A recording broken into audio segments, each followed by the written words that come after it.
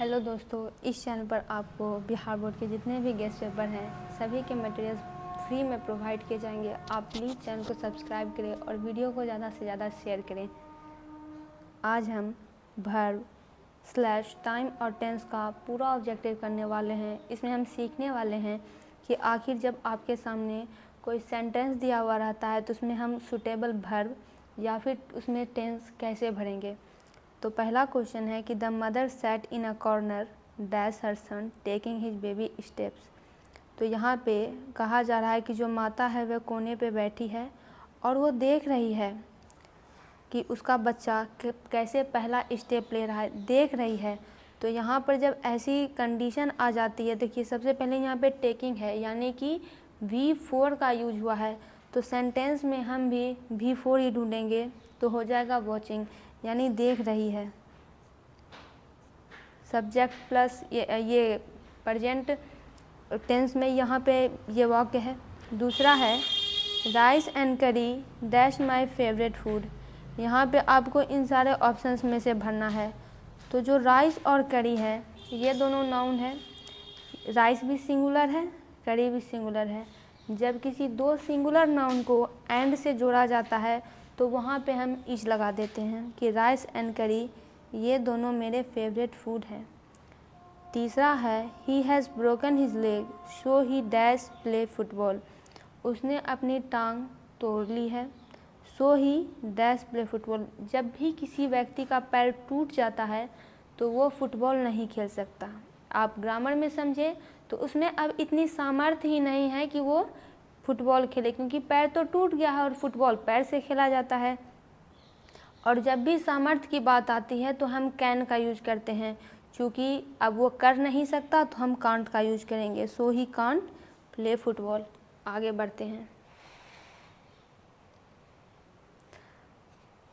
आगे है her dress was too long so she had it.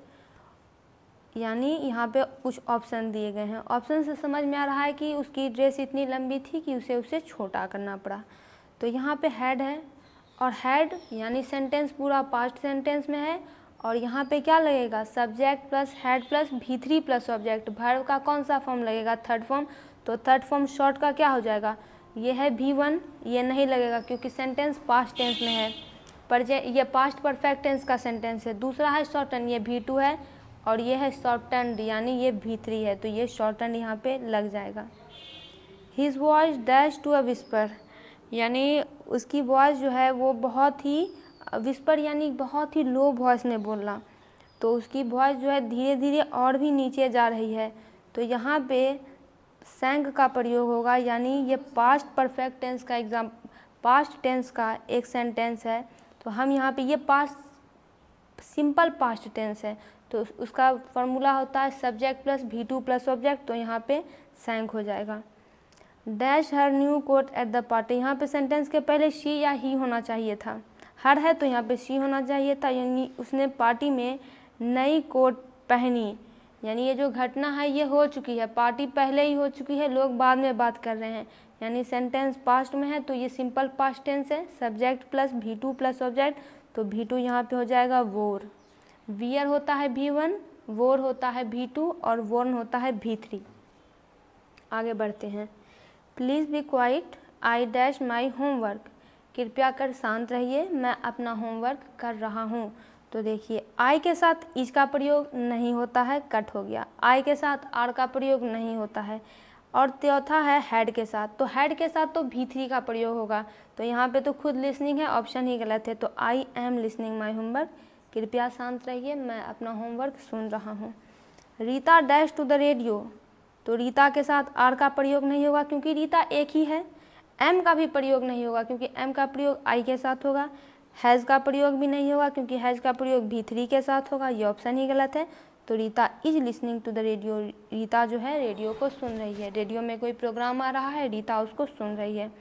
The teacher dash the lesson yesterday, yesterday का मतलब होता है बीता हुआ दिन, पिछला दिन, यानी टीचर ने यह पाठ हमें पिछले दिन पढ़ाया था। घटना पास्ट में घटित हो रही है तो सिंपल में हम जाएंगे, ये सिंपल पास्ट टेंस है यानी कि टीचर ने कल पढ़ाया था। Subject plus V2 plus object, तो टीच का क्या हो जाएगा, टॉट। आगे बढ़ते हैं, आगे है yesterday I dash to buy bread. Yesterday यानी पिछले दिन मैं ब्रेड खरीदने के लिए गया था, तो सिंपल पास्ट टेंस है, subject plus V2 plus object, तो गया था तो गो का क्या हो जाएगा, went. He dash for 4 hours every day, तो यहाँ ऑप्शन से पता चल रहा है कि प्रैक्टिस होना चाहिए था यहाँ पे, कि वो लगातार प्रत्येक दिन 4 घंटे प्रैक्टिस करता है।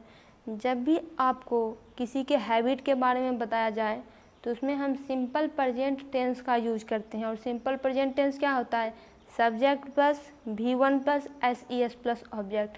SES तब लगता है जब थर्ड पर्सन सिंगुलर नंबर हो, तो यहाँ पे हो जाएगा प्रैक्टिसेस।